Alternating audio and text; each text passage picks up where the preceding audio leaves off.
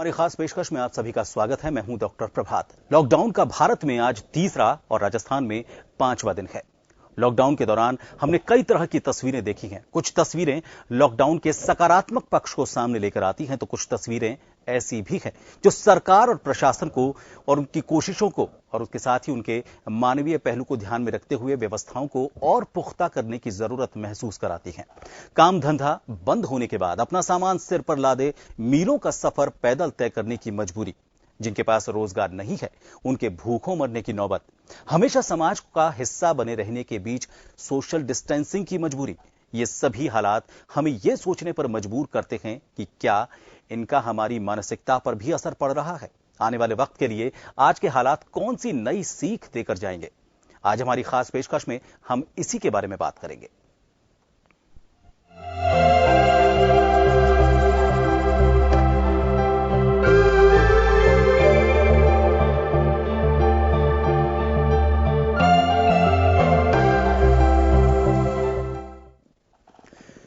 कार्यक्रम की शुरुआत औपचारिक तौर पर तो कुछ अच्छी तस्वीरों के साथ की जा सकती थी, लेकिन सामाजिक पहलू निभाते हुए कुछ ऐसी तस्वीर भी सामने आई हैं जिसमें सोशल डिस्टेंसिंग कुछ अलग तरीके से सामने आ रही है। कोरोना के डर के पीलीभीत में ऐसी ही तस्वीर सामने आई है। आप भी सोचने को इसे देखकर मजबूर हो जाएंगे। संक्रमण के डर के चलते यहां एक शव यात्रा में परिजन ने शव को कंधा नहीं देकर ठेले पर रखकर कब्रिस्तान तक पहुंचाया, वो भी महज 7 लोगों के साथ। सोशल डिस्टेंसिंग का पालन करते हुए इन सभी ने एक दूसरे से तय दूरी भी रखी। हालांकि इन्होंने डर के हालात में अपना सामाजिक धर्म तो निभाया, लेकिन फिर भी यह कहा जा सकता है कि कोरोना के चलते मुर्दे को कंधा भी नसीब नहीं हुआ। आपको बता दें कि काशीराम कॉलोनी के रहने वाले 70 साल के अजीज का इंतकाल हो जाने पर उनके शव को ठेले पर रखकर पंजाबियन कब्रिस्तान पहुंचाकर सुपुर्दे खाक किया गया।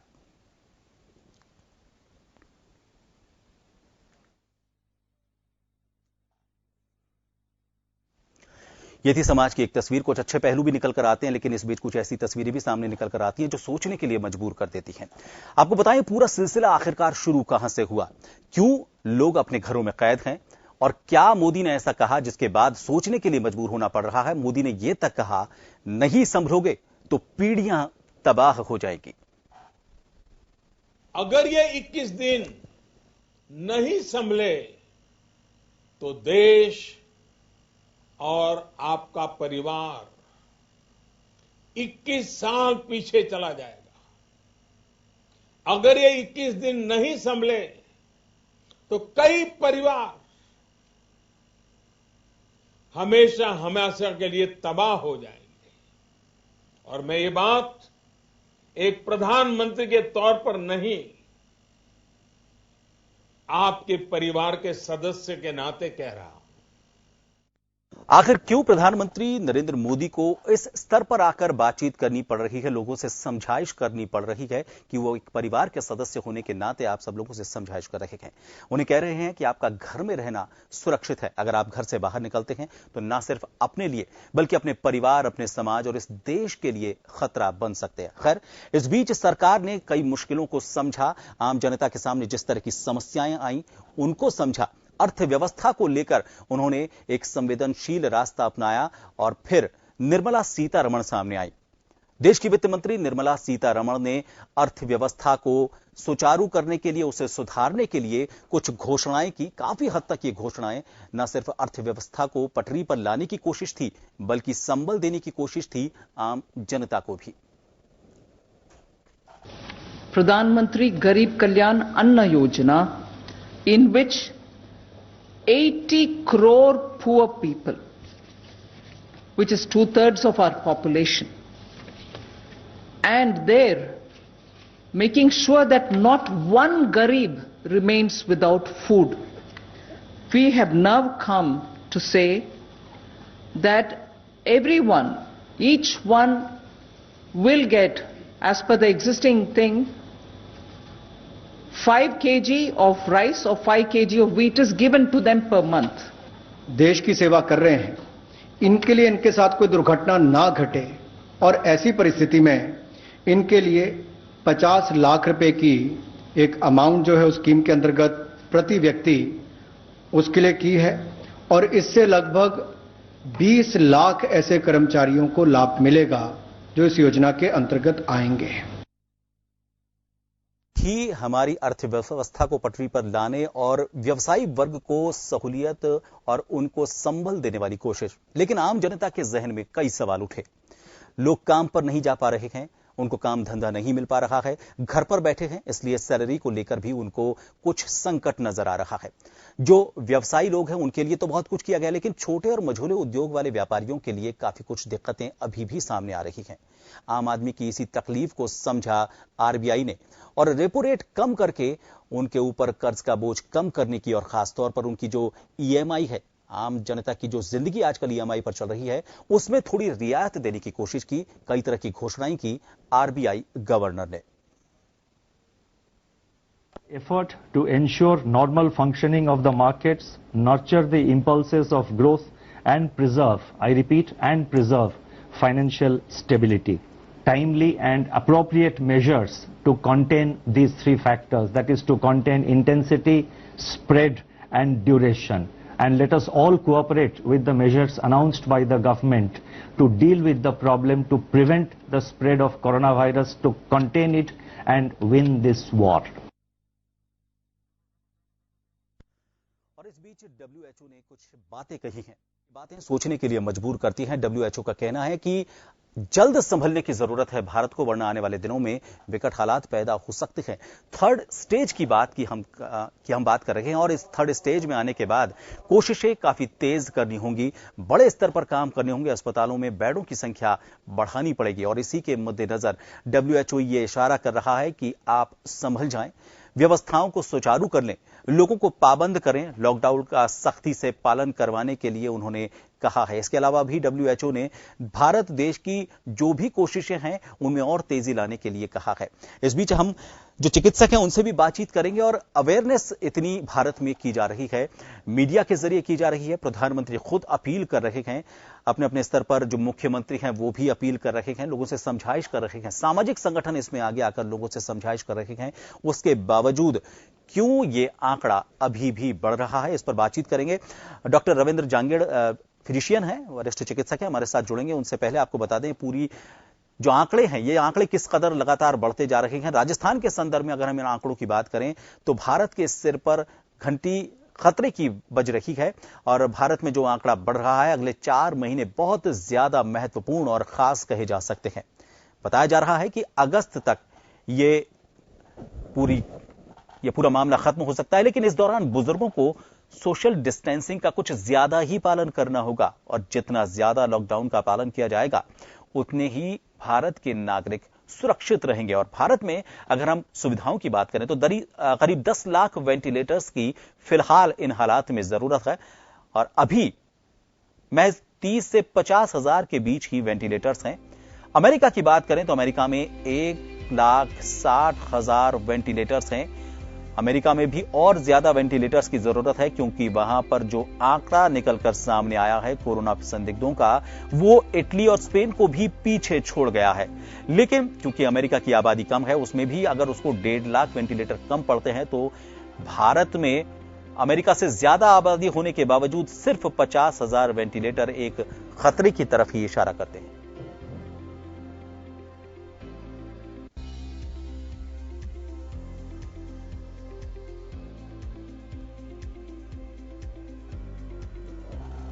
ये सर्वे रिपोर्ट्स हैं जो ये बता रही हैं कि भारत में संभलना बहुत जरूरी है। इस वक्त इसलिए संभलना जरूरी है क्योंकि अभी ना संभले तो आने वाले वक्त में हालात बिगड़ सकते हैं। कुछ लंबा वक्त इस बीमारी से निपटने के लिए, इस वायरस को खत्म करने के लिए लग सकता है।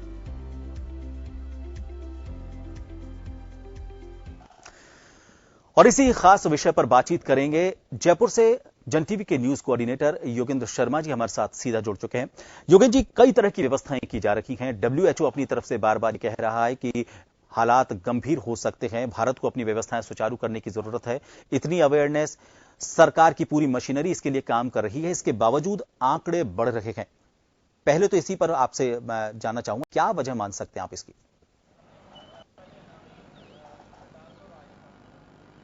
देखिए प्रभात, 2-3 बातें हैं। कोरोना का ये तो मालूम है कि जो कोरोना की रही है बड़ा कारण है कि आप संपर्क में आ रहे हैं तो ये वायरस फैलता जा रहा है और स्प्रेड हो रहा है, इसमें कहीं कोई डाउट नहीं है। ये बाकायदा यहाँ पे जिन गेस्ट की वजह से या इटालियन हो या फिर हमारे यहाँ से रोजगार के लिए बाहर जो जॉब कर रहे हैं वो लोग वापस आए हैं, जो वहां से संक्रमण लेकर के आए हैं, उन लोगों की वजह से यहाँ ज्यादा स्प्रेड हो रहा है और ये संख्या बढ़ती जा रही है। पिछले 24 घंटे की अगर बात कर ली जाए तो हिंदुस्तान के लिए मुझे लगता है कि काफी एक मुसीबत वाले कहें कि और एक बड़ी दिक्कत वाले रह सकते हैं। ये पिछले 24 घंटे जो रहे दोपहर 3 बजे से पहले के 75 पॉजिटिव पेशेंट्स मिले हैं और 4 लोगों की डेथ हुई है। डेथ कैजुअलिटीज जो इसमें है ये भी एक बड़ी संख्या में कही जा सकती हैं। तो निश्चित रूप से इस पे और सख्त कदम उठाने की आवश्यकता है। अब देखिए लोग पलायन करके जा रहे हैं, आप रोक नहीं सकते, उनकी भी अपनी जेन्युइन प्रॉब्लम है। या तो उनके लिए इस तरह की व्यवस्थाओं खाने तैयार की जा रही है और उनके की व्यवस्था टेंट्स के जरिए हुई है, दूसरे जो संसाधन है उनके, लेकिन ऐसी कोई व्यवस्था भी प्रशासन की ओर से की नहीं जा रही है। और जो लोग जहां पे धीरे धीरे कुछ भामाशाह समाज से भी आगे आ रहे हैं, उसके साथ साथ राजस्थान का मुझे जहां तक ध्यान है कि मुख्यमंत्री की पहल पर थानों में मैसेज जरूर कराया गया है, कुछ जगह पे हमने किया भी है कि वहां खाने के पैकेट्स दिए जा रहे हैं। इस और गवर्नमेंट को देखना चाहिए, जल्दी से जल्दी जो लोग मूव करके जा रहे हैं या तो उन्हें भेजा जाना चाहिए परिवार के साथ में, उनकी कोई ऐसी व्यवस्था करा के कंप्लीट फिर बैन कर देना चाहिए कि अब जिनको जहां जाना था वो चले गए, जहां रुकना है वहां रुकिए, अब आप मत निकलिए। क्योंकि हम थर्ड स्टेज की ओर बढ़ रहे हैं। अगर हम थर्ड स्टेज पे चले गए तो फोर्थ स्टेज को जाने में समय नहीं लगेगा। सेकंड फेज तक ही आपको ज्यादा स्ट्रगल करके इसे रोकना होता है, जो हिस्ट्री अभी तक दिखाई दे रही है। चाइना ने यहां से वायरस निकला, लेकिन आज चाइना सबसे ज्यादा अपने संसाधनों को जुटा करके इसे रोकने में काफी कारगर साबित हो रहा है। हिंदुस्तान की व्यवस्थाएं बहुत अच्छी हैं, इसमें कहीं कोई संदेह नहीं है, लेकिन कहीं ना कहीं आम जन, हम सब लोग उसके लिए जिम्मेदार कहे जा सकते हैं। वजह साफ है कि अगर कहीं पे भी कोई चलते थूक देता है, कहीं पे भी जो रूल्स है ग्रुप में खड़े होकर के पंचायतियां लोग कर रहे हैं, गपशप कर रहे हैं, ये सड़क पे आने की आवश्यकता नहीं है। आपको बार बार अपील की जा रही है कि आपको राशन की कोई कमी नहीं होने दी जाएगी। आपके बच्चों के लिए, आपके लिए दूध की व्यवस्था की जा रही है, गलियों तक लोग पहुंच रहे हैं, आपके राशन की दुकानें खुली हुई हैं, डेयरी के बूथ खुले हुए हैं। एक टाइम पीरियड हो सकता है, लेकिन उसके लिए आपको भी सजग रहना होगा। आप ग्रुप्स में मत निकलिए। बार बार यही सब लोग कह रहे हैं कि अगर आप ग्रुप में ज्यादा फैल करके निकलेंगे तो बड़ी मुसीबत होगी, एक तकलीफ हो सकती है। और जब तक लोगों में समझ नहीं होगी प्रभात, तो चाहे प्रधानमंत्री अपील करें, मीडिया अपील करे, राज्यों के मुख्यमंत्री अपील करें, कोई फर्क नहीं पड़ेगा। पुलिस को हम देखिए कई दृश्य इस तरह के देख रहे हैं कि लोगों की लाठियां भांजी जा रही हैं। पुलिस की मजबूरी है, आप एडमिनिस्ट्रेशन को कोऑपरेट करिए। उनकी कोई इच्छा नहीं होती है कि अपनों पर उन्हें लाठी चलानी पड़े, लेकिन ये मजबूरी का वक्त, उन्हें भी मालूम है कि बहुत पीड़ा है, लोग अपने घर पहुंच रहे हैं। लेकिन तमाशबीन बनकर के अगर आप इस तरह के, जैसे सड़कें सूनी, आप ये नजारा देख सकते हैं, अगर ऐसी सड़कें सूनी अगर आप देखने के लिए निकल रहे हैं तो आई थिंक ये बड़ी मुसीबत में डाल रहे हैं आप दूसरे को भी। जी प्रभात जी, प्रधानमंत्री नरेंद्र मोदी को शायद इस बात का अंदाजा था, तभी उनको ये शब्द कहने पड़े कि पीढ़ियां तबाह हो जाएंगी अगर आपने सावधानी नहीं बरती। लेकिन जनता इसकी गंभीरता को नहीं समझ पा रही है।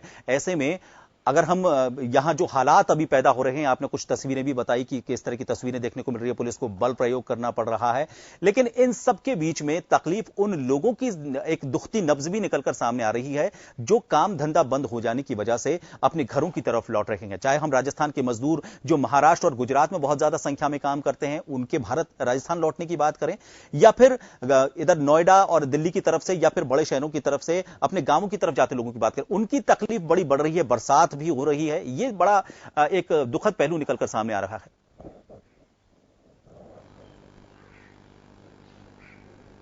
सही कह रहे हैं प्रभात। और जो जन टीवी के लिए कुछ लोग हमारे गेस्ट रिपोर्ट भूमिका कर रहे हैं, जो दृश्य जो देख रहे हैं वो हम तक पहुंचाने की भी कोशिश कर रहे हैं।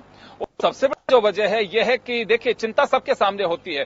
कोई व्यक्ति देखता है कि 21 दिन का लॉकडाउन में यहां बैठकर मेरे पास में नहीं है, मुझे जाना है। आप अंदाजा लगा सकते हैं कि सैकड़ों मील दूर अगर कोई पैदल जा रहा है तो निश्चित रूप से बहुत बड़ी परेशानी में है। लेकिन मैं सैल्यूट करना चाहूंगा एडमिनिस्ट्रेशन के लोग भी और जो भामाशाह हैं उनको भी, जो राहगीर जो रास्ते में लोग जा रहे हैं, पलायन करके जा रहे हैं, उन्हें खाने की व्यवस्था कर रहे हैं। धीरे धीरे बारिश आ रही है, मैं कई जगह से जैसे तस्वीरें भी सामने आ रही हैं, बरसात में भी बिना रुके चल रहे हैं। उनका साफ कहना है कि साहब अगर हम 10 किलोमीटर में निकाल लेंगे तो हमारा सफर और कम होगा।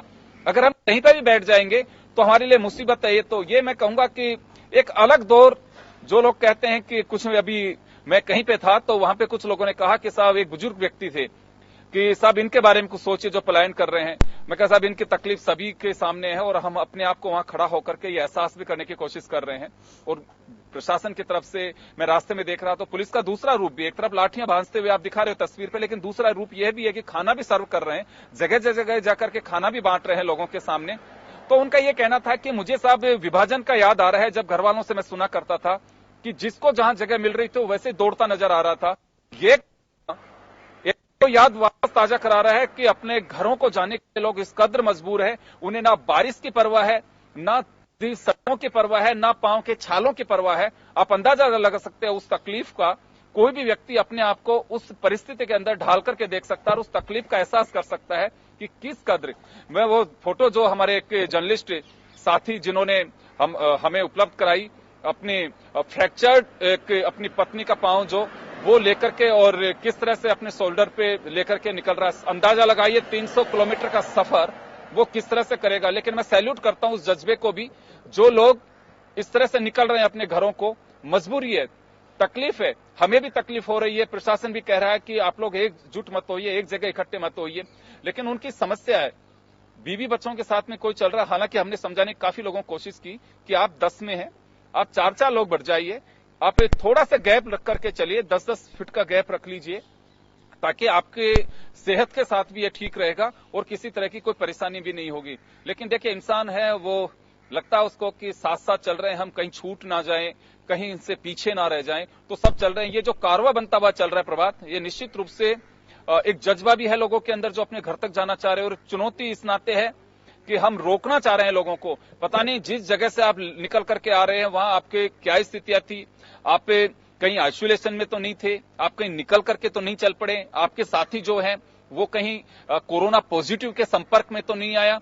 ये चुनौतियां देखिए प्रशासन के सामने भी है।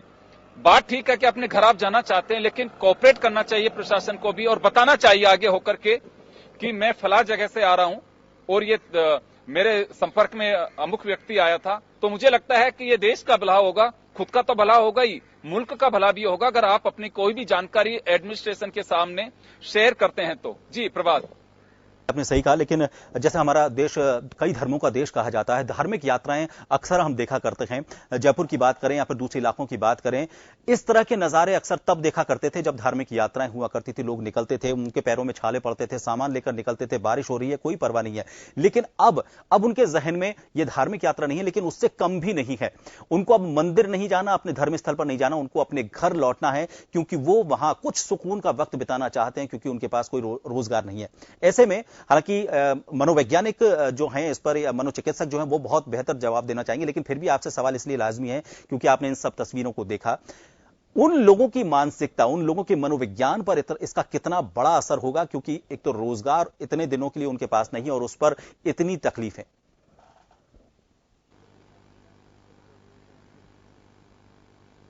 बिल्कुल निश्चित रूप से प्रभात, देखिए रोजी रोटी सबकी एक सबसे पहली होती है, उसको अपना परिवार चलाना होता है, खुद का पेट पालना होता है, और भगवान ने जिनको सक्षम बनाया हुआ है वो दूसरों की तकलीफों को समझते हैं, उन्हें उनकी रोजगार के लिए। देखिए, जो एम्प्लॉयर है इस वक्त उनके सामने भी बड़ा संकट है। ये कोई नहीं चाहता है कि मेरे एम्प्लॉय को निकाला जाए, उसकी रोजी रोटी पे किसी तरह का संकट आए, लेकिन एक साइकोलॉजिकली जिन लोगों को ये लग रहा है कि मैं 21 दिन करूंगा क्या, 25 दिन करूंगा क्या यहां बैठ करके, खासकर वो लोग जो दिहाड़ी मजदूर हैं या फिर सुबह कमाते हैं शाम को खाते हैं, बहुत सारे लोगों से हमारी बात हुई है, उनका साफ यही कहना है कि साहब 25 दिन करेंगे क्या, एडमिनिस्ट्रेशन के लिए भी हम क्यों बोझ बने, 4 दिन का वक्त लगेगा पैदल चलने में, 5 दिन का वक्त लगेगा, हम निकल जाएंगे। लेकिन मुझे तकलीफ उन लोगों की है कि छोटे छोटे से बच्चों को लेकर के जो लोग रवाना हो चुके हैं। हालांकि हम अपील करेंगे कि लोग निकल रहे हैं, अपनी सेहत का ख्याल रखें, लेकिन ऐसे लोग अगर मदद के हाथ अगर उठते हैं, प्रधानमंत्री ने भी अपील की है, राजस्थान के मुख्यमंत्री अशोक गहलोत ने भी अपील की है कि आप सक्षम हैं, 2 लोगों का खाने की व्यवस्था आप जरूर करें। 2 लोगों के खाना, अगर 20 परिवार मिलकर के अगर खाना तैयार करते हैं तो 40 लोगों का खाना तैयार होता है। और जो लोग पैदल निकल रहे हैं उनको पुलिस के माध्यम से, प्रशासन के माध्यम से वहां तक खाना पहुंचाया जा सकता है। ये साइकोलॉजिकली है। देखिए, हर व्यक्ति ये चाहता है कि मुसीबत की इस घड़ी में एटलीस्ट मैं अपनों के पास में तो रह सकूं, पता नहीं क्या परिस्थितियां बनेंगी, मैं मेरे अपनों के पास में जाना चाहता हूं।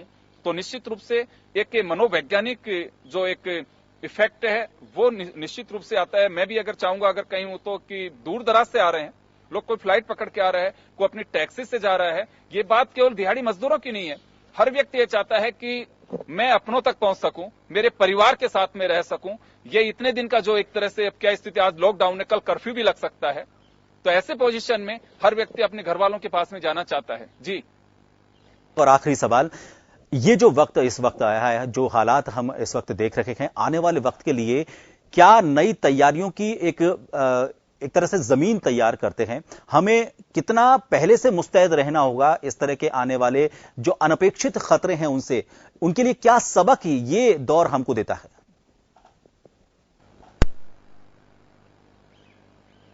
देखिए, जो एब्रोड की जो पोजीशन रही है और जो हिस्ट्री है, उसको ध्यान में रखते हुए, उससे सबक लेते हुए हमारे गवर्नमेंट्स ने किसी तरह की कोई ढिलाई नहीं रखी है। गवर्नमेंट ऑफ इंडिया हो चाहे स्टेट गवर्नमेंट हो। अब ये सवाल खड़े किए जा सकते हैं कि स्क्रीनिंग क्यों नहीं हुई। देखिए, डॉक्टर से बात कहते हैं कि स्क्रीनिंग, अगर आप यूरोप से आ रहे हैं और आकर के आपकी स्क्रीनिंग हुई, उस दिन आप बिल्कुल एकदम फाइन है, उस दिन अगर कोई दिक्कत नहीं है आपको।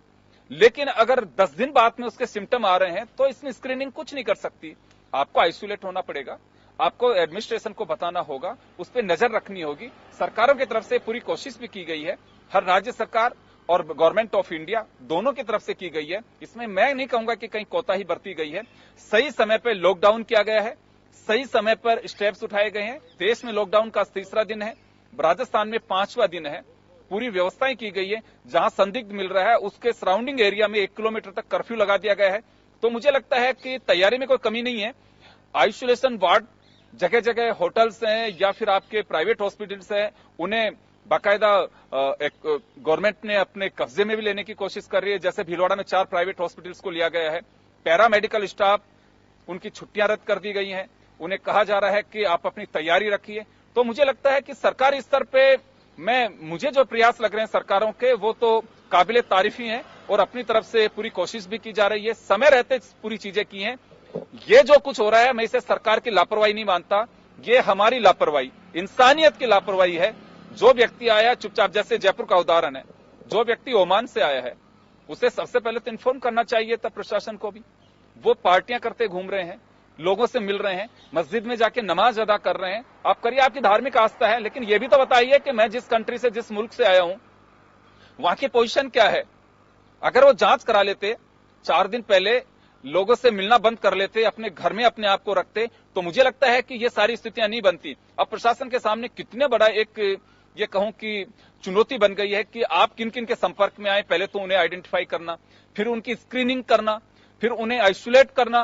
तो एक बहुत बड़ा एक प्रक्रिया है जिससे हम गुजर रहे हैं और कितने लोगों के लिए आप चिंता पैदा कर रहे हैं। अगर आप रामगंज के आसपास कोई रह रहा है, उस व्यक्ति का कोई कसूर नहीं है कि वो रामगंज में रह रहा है, और अगर पता लगा कि इधर से भी वो जनाब निकल करके गए थे, कितने परिवारों को खतरे में डाल चुका। एक सज्जन, एक व्यक्ति 100 लोगों को संक्रमित कर सकता है। ये रक्त बीज कहें तो कोई अतिशयोक्ति नहीं होगी। तो प्रभात, ध्यान खुद को रखना होगा। एक एक व्यक्ति से लगातार सरकारों की ओर से गुजारिश की जा रही है कि अपने ख्याल के साथ साथ समाज का, देश का आप जरूर ध्यान रखिए। अगर आप फॉरेन से आए हैं, आपके आसपास अगर इस तरह के सिम्टम है, सरकार अपनी व्यवस्था कर रही है, पूरी व्यवस्था की गई है, फ्री व्यवस्था है, कोई पैसा नहीं लग रहा। अगर उसके बाद भी अगर इंसान के समझ में नहीं आती, तो मुझे लगता है कि ये बहुत ही मुसीबत है और बहुत मुश्किल में हम खुद डाल रहे हैं। सरकारों की तरफ से सरकार पहल कर सकती है, लेकिन अगर जब इस तरह की स्थितियों में चले जाएंगे, प्रधानमंत्री ने बहुत सही बात कही थी कि अगर हम सजग नहीं होंगे तो पीढ़ियां चली जाएंगी, पीढ़ियां डूब जाएंगी, पीढ़ियां। अंदाजा लगा सकते हैं कि कोरोना का कहर का अंदाजा किस तरह से, जो समझ है, जिनको मालूम है, रिपोर्ट्स के आधार पर कह रहे हैं, उससे हमें सबक लेना चाहिए। प्रभात। सही कहा योगेंद्र जी कि अगर प्रधानमंत्री किसी बात को गंभीरता से कह रहे हैं और परिवार का सदस्य होने के नाते अगर किसी बात की समझाइश कर रहे हैं, हमारी जिम्मेदारी बनती है कि हम उस बात को गंभीरता से लें। और कई तरह के कोटेशन आप पढ़ते हैं, कई तरह की बातें आप देखते हैं सोशल मीडिया पर, लेकिन देशभक्ति का एक तरीका यह भी है कि आप अपने देश की भलाई के लिए जो भी अपील की जा रही है उसका अक्षरशः पालन करें। बहुत बहुत शुक्रिया योगेंद्र जी। एक ब्रेक के लिए यहां रुकेंगे और ब्रेक के बाद हम इसके मनोवैज्ञानिक पहलू को और विस्तार से जानने की कोशिश करेंगे। डॉक्टर अनीता गौतम हमारे साथ जुड़ेंगी, उनसे हम बातचीत करेंगे और जानेंगे कि इसका मनोवैज्ञानिक स्तर पर लोगों पर किस तरह का असर पड़ रहा है और इससे किस तरह से उबरा जा सकता है। एक वरिष्ठ चिकित्सक से बातचीत करेंगे कि क्या सावधानियां और अपने स्तर पर रोजमर्रा की जिंदगी में बरतनी चाहिए। एक ब्रेक के लिए रुकेंगे, जल्द लौटेंगे।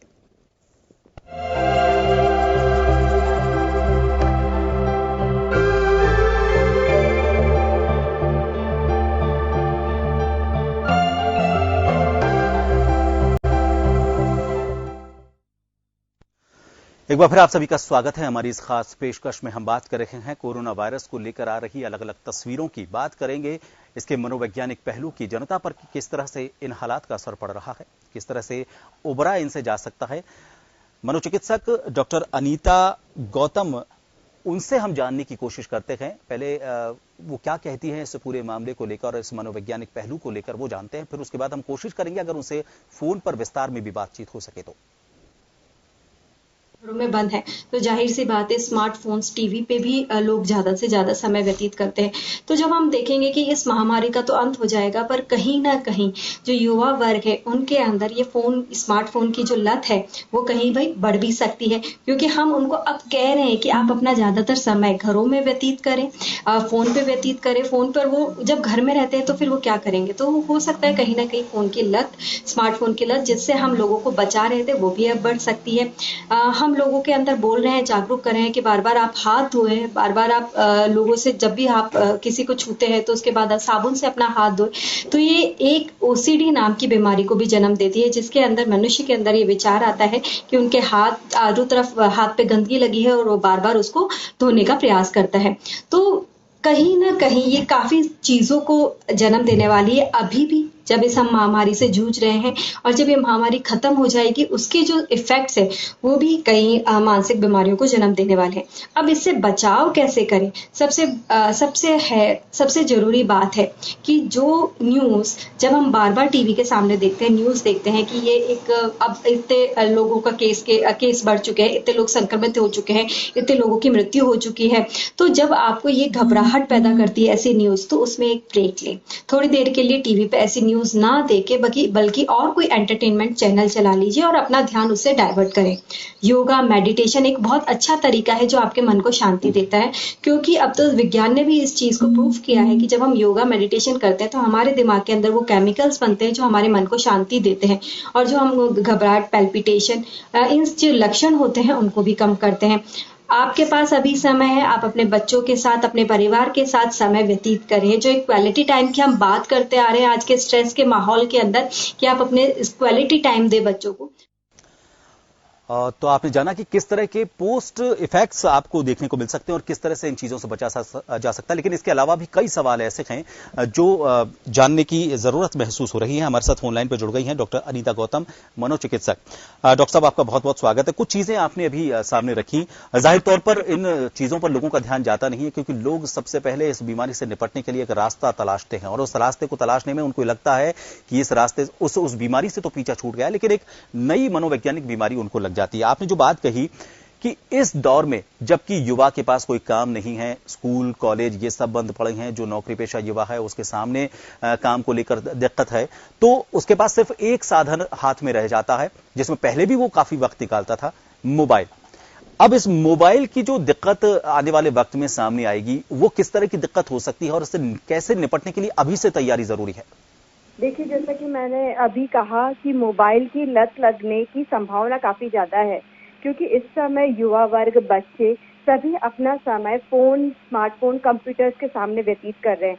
और धीरे धीरे जब वो इतना ज्यादा समय फोन के सामने व्यतीत कर रहे हैं कि उनका जो नियम है, नियम शैली, जीवन शैली कि कब टाइम पे उठना है, कब सोना है, कब खाना है, वो भी अब बदल गया है। और वो भी अनिश्चित हो गया है कि कभी भी सोना, कभी भी उठना, कभी भी खाना, पूरे टाइम लेटे हुए टीवी देखना, और जो पोस्चर उनका रहता है वो भी सही नहीं रहता है। तो धीरे धीरे उनके दिमाग के अंदर जो केमिकल है, रसायन है, वो इस तरीके से बन जाएंगे कि जब ये महामारी से हम बाहर निकलेंगे तो कई लोगों को स्मार्टफोन की लत लग जाएगी, जो कि अभी भी हमारी ये एक परेशानी है। हमारे युवा वर्ग का काफी बड़ा हिस्सा इस लत से जूझ रहा है। कहा कि जो ये हमारे दिमाग में जो केमिकल्स हैं उनके सीक्रेशन को ये प्रभावित करेगा। हम सुना भी करते थे कि केमिकल लोचा दिमाग में अगर हो जाए तो कई तरह की गड़बड़ें सामने आ सकती हैं। ये केमिकल रिएक्शंस किस तरह के हमारी आने वाली जिंदगी को प्रभावित कर सकते हैं? कुछ चीजें आपने बताई कि हमारे पोस्चर बिगड़ गया है, हमारे खाने पीने, हमारे उठने बैठने की आदतें बिगड़ गई हैं, लेकिन जो आम जिंदगी हमारी इन हालात से पहले हुआ करती थी उसमें किस तरह के बड़े बदलाव जो कि घातक भी हो सकते हैं? देखिए, सबसे ज्यादा घातक तो एक जो घबराहट, एंजाइटी, चिंता विकार, जो एंजाइटी डिसऑर्डर, उनके केसेस काफी ज्यादा बढ़ जाएंगे, क्योंकि अभी भी हमारे पास फोन आते हैं कि हमें पैनिक अटैक्स आते हैं। इसके बारे में सोचते ही अपनों के बारे में, खुद के बारे में, कि हमारे जो नियर वन से जो जैसे जिन एरियाज में रहते हैं जहाँ पे काफी ज्यादा फैला हुआ है या फिर जिनके पड़ोस में ऐसा केस निकला हुआ है, उसके बारे में सुनते ही इतनी ज्यादा घबराहट हो जाती है। तो जाहिर सी बात है, धीरे धीरे कई चीजों बाद में भी ये एंजाइटी डिसऑर्डर्स को जन्म दे सकता है। कुछ रसायन होते हैं जो हमारे दिमाग में, जैसे सेरोटोनिन है या डोपामिन है, इनकी जो इम्बैलेंस की वजह से इन बीमारियों का जन्म होता है। जी, आपने एक ओसीडी का जिक्र किया था। मैं उस ओसीडी के बारे में थोड़ा विस्तार से आपसे जानना चाहूंगा कि ये ओसीडी बेसिकली है क्या और किस तरह से हमारी जिंदगी को बहुत बुरे स्तर पर प्रभावित कर सकता है?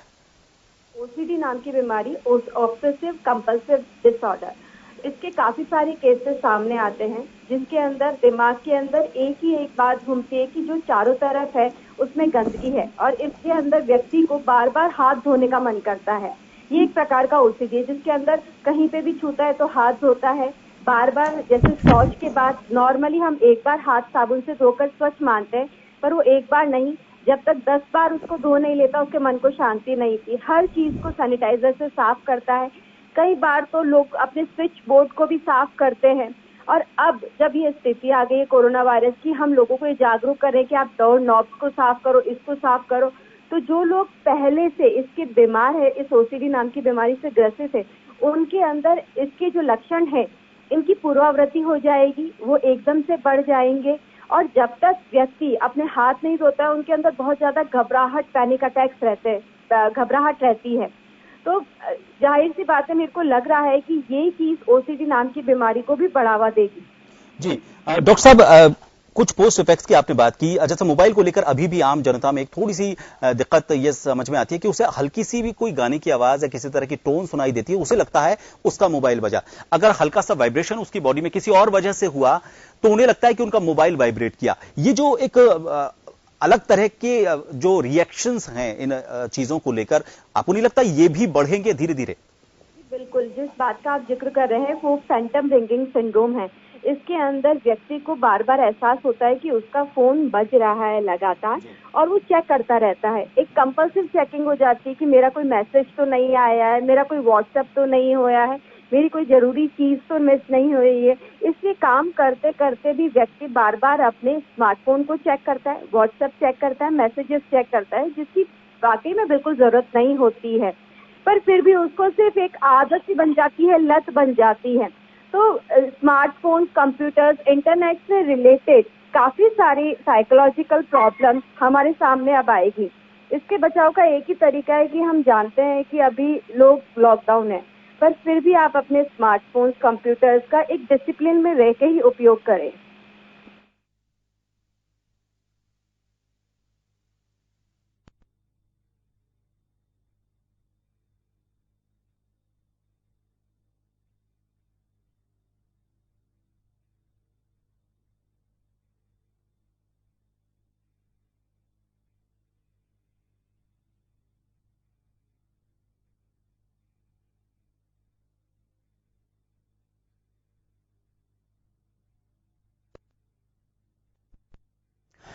डॉक्टर साहब, मेरा जो अगला सवाल है वो उस तबके को लेकर है जो कि इस दौर में सबसे ज्यादा बुरे वक्त से गुजर रहा है। मैं बात कर रहा हूं मजदूर वर्ग की। वो मजदूर वर्ग जिसके पास अब नौकरी नहीं है, चाहे कुछ दिन की बात करें, रोजगार नहीं है, उसके पास रहने के लिए जगह नहीं है, खाने पीने के लिए उसके पास इंतजाम नहीं और मजबूरी में उसे अपने परिवार के साथ लौटना पड़ रहा है घर, वो भी पैदल। उसके पैरों में छाले पड़ गए हैं। उसके दिमाग में इस वक्त क्या चल रहा है? और मैं तो ये भी जानना चाहूंगा कि अगर वो इस कार्यक्रम को अगर देख रहे हैं तो क्या उपाय या उनके परिवार किस तरह से उपाय करें कि वो उस दौर से बाहर निकल पाए?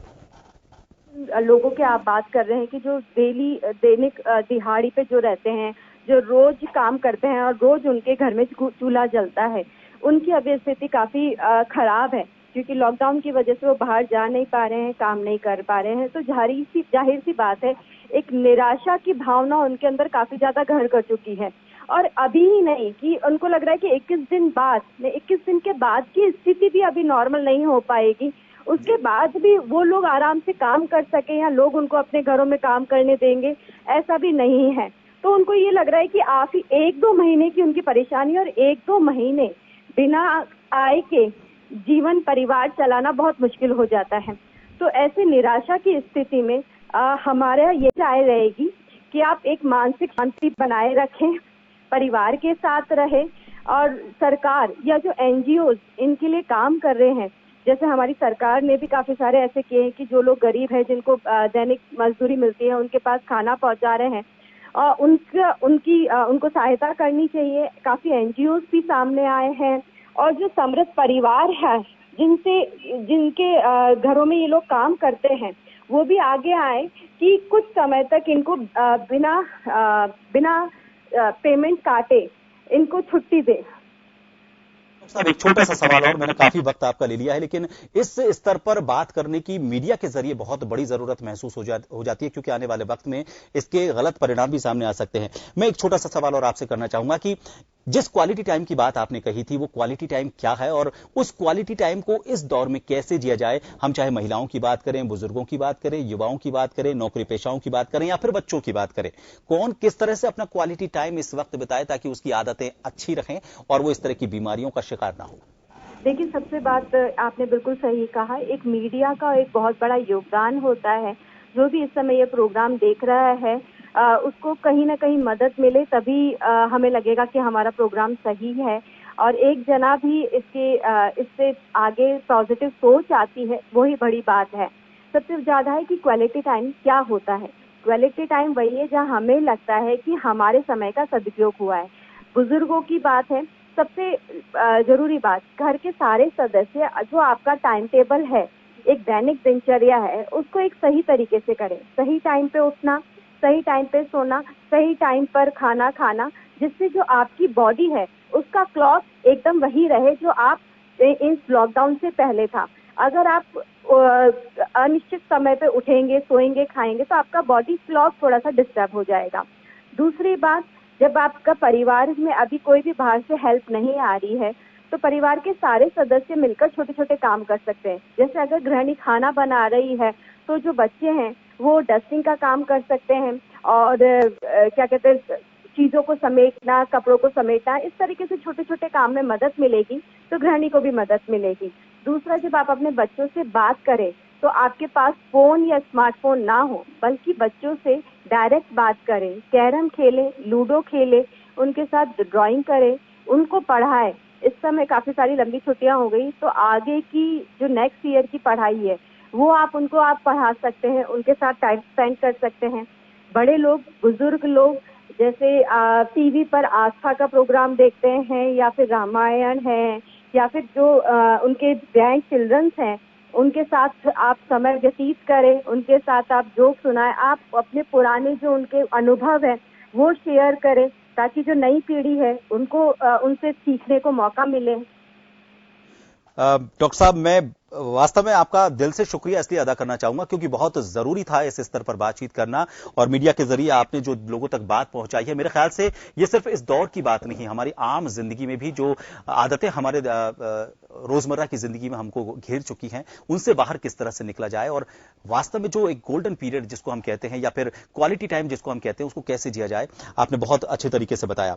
तो डॉक्टर अनीता गौतम से हमने जाना कि किस तरह से आप इस सिंड्रोम से निकल सकते हैं। इस बीच कई तस्वीरें ऐसी भी सामने आ रही हैं जिसमें अपनी तरफ से जनप्रतिनिधि कई तरह की कोशिशें कर रहे हैं, कोई खुद बाजार में निकल सैनिटाइज कर रहा है। ऐसी कुछ कोशिशों में क्या जनप्रतिनिधि हमारी तरफ से आगे बढ़कर हमारे लिए कर रहे हैं? बातचीत की जन टीवी के न्यूज कोऑर्डिनेटर योगेंद्र शर्मा ने राजस्थान के चिकित्सा मंत्री डॉक्टर रघु शर्मा से। दुनिया में इस वक्त कोरोना का कहर है, राजस्थान के स्वास्थ्य मंत्री डॉक्टर रघु शर्मा जी हमारे साथ में हैं, और राजस्थान की स्थिति को लेकर के हम बात करेंगे कि किस तरह की स्थिति है और क्या व्यवस्था है। डॉक्टर साहब, राजस्थान की बात करें तो क्या पोजिशन है? देखिए, राजस्थान में 2 मार्च से लेकर अब तक करीब 2300 से ज्यादा लोगों के टेस्ट किए हमने। उसमें 45 केसेस पॉजिटिव के रूप में आए थे, जिनमें से 3 आदमियों को तो हमने पॉजिटिव से नेगेटिव यानी ठीक कर दिया था। बाकी 2 लोगों की कैजुअलिटी मौत कल हुई भीलवाड़ा में, लेकिन वो मौत का कारण वो जरूर कोरोना वायरस से इन्फेक्टेड थे, लेकिन ऑलरेडी उनको बहुत सारी बीमारियां थी। डेली बेसिस पे मॉनिटरिंग हो रही है। दूसरे झुंझुनू के अंदर कर्फ्यू लगाया था पहले हमने, वहां भी काफी पॉजिटिव केसेस आए।